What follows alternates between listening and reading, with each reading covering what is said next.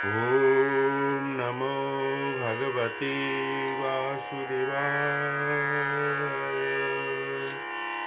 ॐ नमो भगवते वासुदेवाय। ॐ नमो भगवते वासुदेवाय। ষষ্ঠ অধ্যায় ধ্যান যোগ। শ্রী ভগবানুবাচ অনাশ্রিত্য কর্মফলং কার্যং কর্ম কর্তি যাঃ স সন্ন্যাসী চ যোগী চ ন নিরগ্নি চ চাক্রিয়ঃ যং সন্ন্যাসোমিতি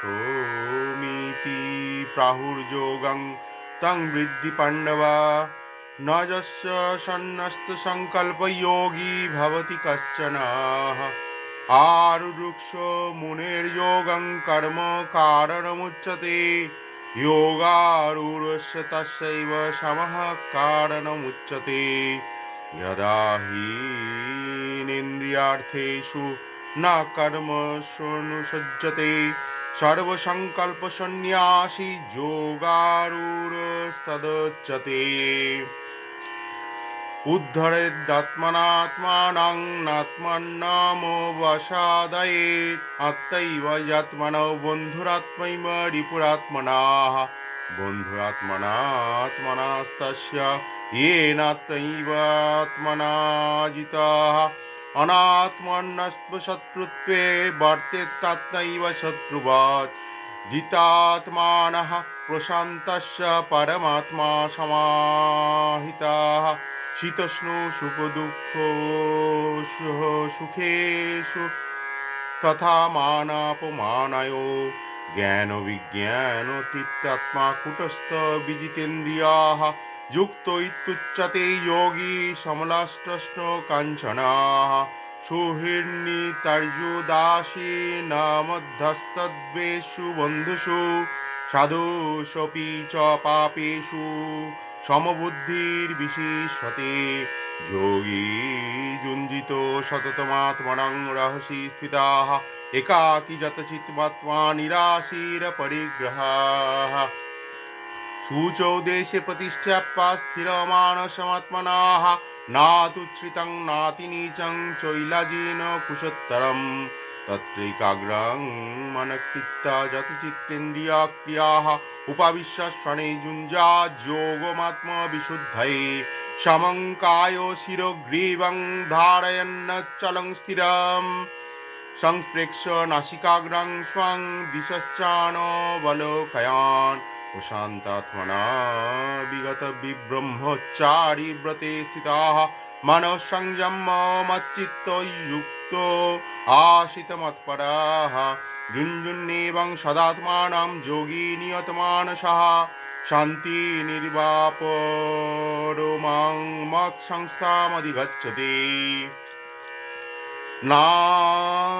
नात्वस्नतस्तो योगहस्ति न चैकान्तमनस्नताः न चातिस्वप्नशीलस्य जाग्रतौ नैव चार्जुन युक्ताहारविहारस्य युक्तचेष्टस्य कर्मसु युक्तस्वप्नावबोधश्च योग भवति दुःखाः यदा विनियतं चित्तमात्मन्येवावतिष्ठते निःस्पृह सर्वकामेभ्यः युक्तो इत्युच्यते तदा यथा दीपो निवातस्थ निङ्गते सोपमा स्मृताः योगिनौ यतचित्तस्य युञ्जतो योगमात्मनः यत्र परमते चित्तं निरुद्धं योगसेवया यत्र चैवात्मनात्मानं पश्यन्नात्मनि तुष्यति सुखमात्मन्तिकं यत्तद् बुद्धिग्राह्यमतीन्द्रियं वेत्ति यत्र न चैवायं स्थितश्चलति तत्तथा यं लब्धा च परं लाभं मन्यते नाधिकं ततः यस्मिन् स्थितः न दुःखेन गुरुणापि विचलते तं विद्यार्दुःखसंयोगो वियोगं योगसंगितं न निश्चयेन योक्तव्य योगो निर्विण्ण चेतसा संकल्पो प्रभवान् कामान् त्यक्ता सर्वान् शेषतः मनोशैवेन्द्रियग्रामो विनियम्य समन्ततः शनैरूपमेतद् बुद्ध्या धृति गृहीत्वया आत्मसंस्थं मनकृत्य न किञ्चिदपि चिन्तयेत् यतो जतो निश्चरति मनश्चञ्चलमस्थिरं ततोस्ततो नियमयि तदात्मन्येव वशं नयेत् प्रशान्तो मनसं येनं योगिनं सुखमुत्तमम् उपैति शान्तिराजसं ब्रह्मभूतकल्मषं जुञ्जुन्नेवं सदात्मानं योगी विगतकल्मषाः सुखेन ब्रह्मसंस्पर्शमात्मन्तं सुखमश्नुते सर्वभूतस्थमात्मानं सर्वभूतानि चात्मनि ईक्षते योगयुक्तात्मा सर्वत्र समदर्शनः यो मं पश्यति सर्वत्र सर्वं च मयि पश्यति तस्याहं न प्रणश्यामि स च मे न प्रणश्यति सर्वभूतस्थितं यो मां भजते कत्तमस्थिताः सर्वथा वर्तमानोऽपि स योगी मयि वर्तते आत्तौपम्येन सर्वत्र समक् पश्यति यो अर्जुन सुखं वा यदि वा दुःखं स योगी परममता अर्जुन उवाच यो ह्यहं योगस्था प्रोक्ता साम्येन मधुसूदन एतस्याहं न पश्यामि चञ्चलात्मा स्थितिं स्थिरं चञ्चलं हि मनः कृष्ण प्रमाथि बलभद्रिरं तस्याहं निग्रहं मन्ये वायोरिव सुदुष्करं श्रीभगवानुवाच असंशयं महाबाहो मनर्दुर्निग्रहं चलम् अभ्यासेन तु कौन्तेय वैराग्येन च गृह्यते असंयतात्मना योग दुष्प्राप्य इति मे मतिः वश्यात्मना तु जतता शक्यः व्यप्तुमुपायताः अर्जुन उवाच अयतिः श्रद्धयोपेतो योगाच्चलति मानसाः अप्राप्य योगसंसिद्धिं काङ्गोतिं कृष्ण गच्छति कच्चिन्नो भयविभ्रष्टश्छिन्न्या भ्रमिव नश्यति अप्रतिष्ठो महाबाहो विमूढो ब्रह्मणपतिः एतन्ने संशयं कृष्ण चेत्तुमर्हस्य विशेषतः तदन्य संशयस्य चेत्यानोपपद्यते श्रीभगवानुवाच पार्थो नैवेह नामोऽत्र विनाशस्तस्य विद्यते न हि कल्याणकृत् कश्चित् दुर्गति तात गच्छति प्राप्यो पुण्यकृतं लोकानुष्ठित्वा शाश्वती समाः शुचिनं श्रीमताङ्गेः योगो भ्रष्टो विजायते अथो वा योगिनामेव कुले भवति धीमताम् एतद्विद्विदुर्लभतरं लोके जन्म यदीदृशाम् एतत्रोक्तं बुद्धिसंयोगं लभते पौर्वदेहिकं यतते च ततो भूयः संसिद्धौ कुरुनन्दन पूर्वाभ्यासेन तेनैव ह्रियते योगशोपैषः जिज्ञासुरोऽपि योगस्य शब्दब्रह्माति वर्तते प्रजात्मा जतमानस्तु योगी संशुद्ध किल्बिषाः अनेक जन्म संसिद्धिस्ततो याति परं गतिं तपस्विभ्योऽधिको योगी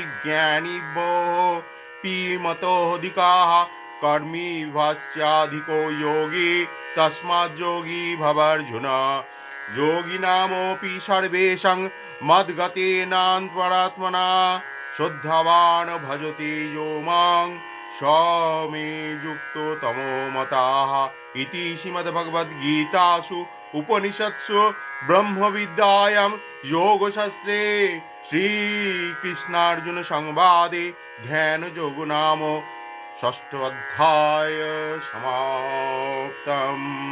हरि ओम तत्सत् हरि ओम तत्सत् हरि ओम तत्सत्।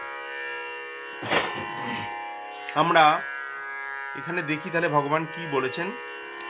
শ্রী ভগবান বললেন, কর্মফলের আশা না করিয়া যিনি কর্তব্য বা অগ্নিহোত্র আদি নিত্য কর্ম করেন তিনি সন্ন্যাসী। তিনিও কর্মযোগী। অগ্নিহোত্রাদি সৌত্র, তপ, দান, স্বার্থ কর্ম যিনি ত্যাগ করিয়াছেন কেবল তিনি সন্ন্যাসী বা যোগী নন। হে পাণ্ডব, শাস্ত্র যাহাকে সর্বকর্ম ও তাহার ফল ত্যাগ রূপ সন্ন্যাস বলেন, নিষ্কাম কর্ম অনুষ্ঠান রূপ যোগকে তুমি সেই সন্ন্যাস বলিয়া জানিবে। কারণ সংকল্প শূন্য না হইলে, কর্মফলের বাসনা ত্যাগ না করিলে কেহই কর্মযোগী হইতে পারে না। যিনি কর্মফল ত্যাগী ও ধ্যান যোগে আরোহণ করিতে ইচ্ছুক, অর্থাৎ ধ্যান যোগে অনারূঢ়, ধ্যান যোগের অবস্থান অশক্ত, তাহার পক্ষে নিষ্কাম কর্মানুষ্ঠান উৎকৃষ্ট সাধনা। সেই নিষ্কাম কর্মী যখন যোগরূঢ় হন, তখন সর্বকর্ম হইতে নিবৃত্তি তাহার যোগরূঢ়ত্বের সাধন হয়। অর্থাৎ যেমন যেমন তিনি কর্ম হইতে উপরতর হন, তেমন তেমন তাহার চিত্ত সমাহিত হয় এবং তিনি শীঘ্র যোগারূঢ় হন। যখন চিত্ত সাধনার অভ্যাসকারী যোগী ঐহিক পারমার্থিক বিষয়ে সকল সংকল্প ত্যাগ করিয়া শব্দ স্পর্শ আদি ইন্দ্রিয় ভোগ বিষয়ে নিত্য নৈমিত্তিক কর্মাদি কর্মে প্রয়োজনভাবে কর্তব্য শূন্য হন, তখন তাহাকে যোগারূঢ় বলা হয়। মানুষ বিবেকযুক্ত মন দ্বারাই আপনাকে সংসার হইতে উদ্ধার করিবে, কখনো নিজেকে বিষয়াসক্ত করিবে না। কারণ শুদ্ধ মনই মানুষের প্রকৃত হিতকারী এবং বিষয়াসক্ত মনই মানুষের পরম শত্রু। যে বিবেকযুক্ত মন দ্বারা দেহ ইন্দ্রিয়াদি বশীভূত হইয়াছে, সেই সংযত মনই আত্মার বন্ধু। কিন্তু অজিতেন্দ্রীয় ব্যক্তির বিবেকশূন্য মন উচ্চ শৃঙ্খল প্রবৃত্তি বশে শত্রুর ন্যায় স্বীয় অনিষ্ট সাধনে প্রবৃত্ত হয়। কারণ যে যোগী শাস্ত্রজ্ঞান ও তত্ত্ব অনুভূতিতে পরিতৃপ্ত, যিনি শীতোষ্ণাদি দ্বন্দ্বে নির্বিকার ও জিতেন্দ্রীয়, ও যিনি মৃৎখণ্ড প্রস্তর সুবর্ণে সমদর্শী, তিনি যোগারূঢ় বলিয়া কথিত হন। সুহৃত মিত্র শক্ত উদাসীন দেশ্য বন্ধু সদাচারী ও পাপিতে যাহার সমবুদ্ধি সুদৃঢ় হইয়াছে, তিনি যোগারূঢ়। নির্জন স্থানে যোগী একাকী নিরাকাঙ্ক্ষ ও পরিগ্রহ শূন্য হইয়া দেহ মন সংযম পূর্বক অন্তঃকরণ সতত সমাহিত করিবেন। যোগী সেই আসনে বসিয়া বাহ্য অন্তরিন্দ্রিয়ের কার্য সংযম পূর্বক চিত্তশুদ্ধির জন্য একাগ্র মনে যোগ অভ্যাস করিবেন। মেরুদণ্ড গ্রীবা ও মস্তক সবল ও নিশ্চল ভাবে ধারণ পূর্বক স্থির হইয়া এবং কোনো দিকে না তাকাইয়া স্বীয় নাসিকাগ্রে দৃষ্টি নিবদ্ধ করিয়া পশ্চাৎ প্রশান্ত চিত্ত ও ভয়রহিত ব্রহ্মচর্য পালন ও গুরু সেবাদি ব্রতে স্থিত মদগত চিত্ত মতপারায়ণ যোগী মন একাগ্র করিয়া নিত্য ধ্যান অভ্যাস করিবেন। অতিভোজীর একান্ত অনাহারকারী, অত্যন্ত নিদ্রালুর এবং অতি অনিদ্রা অভ্যাসীর ধ্যান হয় না। যিনি পরিমিত আহার ও বিহার করেন এবং মন্ত্র জপ শাস্ত্র পাঠাদি কর্মে পরিমিত প্রচেষ্টা করেন, যাহার নিদ্রা ও জাগরণ নিয়মিত কালে ও পরিণামে নির্দিষ্ট, যাহার ধ্যান সংসার দুঃখের নাশক হয়। যখন যোগী সকল কামনা হইতে মুক্ত হন, চিত্ত বাহ্য চিন্তা পরিত্যাগ পূর্বক বৃত্তি রহিত হইয়া আত্মাতে অবস্থান করেন, তখন সমাধিত হয়। বায়ুবর্জিত স্থানে অবস্থিত দীপশিখা যেমন কম্পিত হয় না, চিত্তবৃত্তির নিরোধ অভ্যাসকারী যোগী একাগ্রীভূত চিত্তেরও সেই উপমা জানিবে। অর্থাৎ যোগীর নিরুদ্ধ চিত্ত সংকল্প সমাধিতে সেইরূপ নিষ্প্রভ দীপশিখার ন্যায় নিশ্চলভাবে অবস্থিত থাকে। তাহলে আমরা এখানে দেখলাম ভগবান কিভাবে যোগারূঢ় হতে বলেছেন। অল্প আহার বা একেবারে আহার না করা, অতি নিদ্রা বা অল্প নিদ্রা, এগুলো সাধনের পক্ষে ঠিক না। আমরা তো ভগবানকে সবসময় রোজ 5টা জিনিস দিয়ে পঞ্চপ্রকারে পুজো করব। কিভাবে? ধূপ, দীপ, গন্ধ, পুষ্প ও নৈবেদ্য, এই 5 প্রকারের জিনিস আমরা প্রদান করব। গন্ধ ও নৈবেদ্য, গন্ধের মধ্যে আমরা কি কি দেবো? চন্দন, অগরু, কর্পূর মিশ্রিত, এটা হচ্ছে ভগবানের গন্ধ। ধূপ, দীপ, গন্ধ, নৈবেদ্য, পত্র, পুষ্প, যে ঠাকুর যে ফুল পছন্দ করেন, যে ভগবান, আমরা সেইভাবে বিগ্রহকে প্রদান করব। আর তার আগে আমাদের চিত্ত শুদ্ধির জন্য নিজেকে চিন্তা করতে হবে, আমরা যত রকমের এই বাহ্যিক বস্তু প্রদান করিলাম ভগবানকে, তা ভগবান গ্রহণ করবেন তো? ফুলটি ঠিক জায়গা থেকে কেনা হয়েছিল তো? সেই জন্য আমাদের ভগবানকে দিয়ে প্রার্থনা করতে হবে। এবং চিত্তম প্রকল্পয়েত পুষ্পম প্রাণাধূপম প্রকল্পয়েত, অর্থাৎ চিত্ত, মনকে পুষ্পের সম মনে করতে হবে। এবং প্রাণ, আমাদের যে প্রাণ আছে সেটাকে ধূপের মতো মনে করতে হবে, সেইটা ভগবানকে অর্পণ করতে হবে। আর আমাদের সবসময় এই যে অহংকার, আমাদের অহংকার শূন্য হতে হবে। রূপের অহংকার, বিদ্যার অহংকার, অর্থের অহংকার, জাতির অহংকার, এই সমস্ত অহংকার ত্যাগ করিতে হইবে, ভগবানকে মনোফুল নিবেদন করতে হবে। তাই তো রবীন্দ্রনাথ বলেছেন, আমি কি বলে করিব নিবেদন, আমার হৃদয় প্রাণ মন আমি কি বলে করিব নিবেদন। ভগবানকে নিবেদন করার জন্য মনই যথেষ্ট। মনোপুষ্প ভগবানকে নিবেদন করতে হবে। আর প্রাণকে চিন্তা করতে হবে ধূপের মতন, আমি কি বলে করিব নিবেদন। ভগবান, আমি জানি না আমি তোমায় কি বলে নিবেদন করব। আমার হৃদয় প্রাণ মন আমি কি বলে করিব নিবেদন। চিত্তে অসি দয়া করি নিজে লহ অপহরি, করতারে আপনারি ধন, আমার হৃদয় প্রাণ মন। প্রভু, তুমি এসো, আমার হৃদয় প্রাণ দিয়ে আমি যেন তোমাকে নিবেদন করতে পারি। শুধু ধুলি, শুধু ছাই, মূল্য যার কিছু নাই। শুধু ধুলি, শুধু ছাই। আমাদের যখন এই আত্মা হৃদয় ভিতর শরীর থেকে বেরিয়ে যাবে, তখন কি হবে? শরীরটা যদি মাটিতে পুঁতে দেওয়া হয় তাহলে পোকা কৃমিতে ভক্ষণ করিবে। দেহটা যদি পুড়িয়ে দেওয়া হয় তাহলে ছায়ের রূপ পাবে। আর দেহটা যদি শুধু সাধারণভাবে রেখে দেওয়া হয়, কুকুর বেড়ালে যদি ছিঁড়ে খায়, সেটা বিষ্ঠায় পরিণত হবে।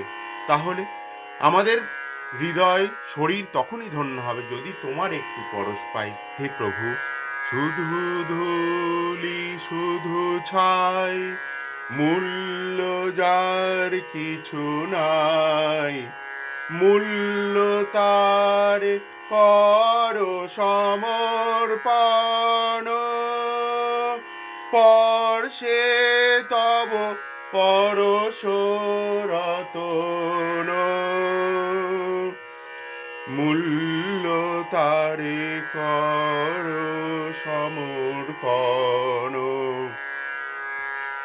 তোমারি গৌরবে যাবে আমারও গৌরব হবে, সব তবে দিব বিসর্জন, আমার হৃদয় প্রাণ মন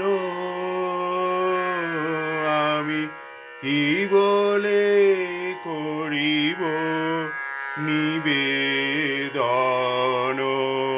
রবীন্দ্রনাথ কত সুন্দরভাবে বলেছেন, আমরা ভগবানকে কি দেবো, কি প্রদান করব, আমার তো আর কিছু নেই। মন প্রদান করতে হবে, মন ফুল নিবেদন করতে হবে। আমরা ষষ্ঠ অধ্যায় ধ্যান যোগের মাধ্যমে ভগবানের শ্রীমুখ থেকে সেই শুনলাম, সেই বাণী শুনলাম, আমি কি বলে করিব নিবেদন, আমার হৃদয় প্রাণ মন আমি কি বলে করিব নিবেদন। হরে কৃষ্ণ। জয় গৌর বিষ্ণু পিয়ার জয়। জয় গৌরাঙ্গ মহাপ্রভুর জয়। হরে কৃষ্ণ। রাধে রাধে।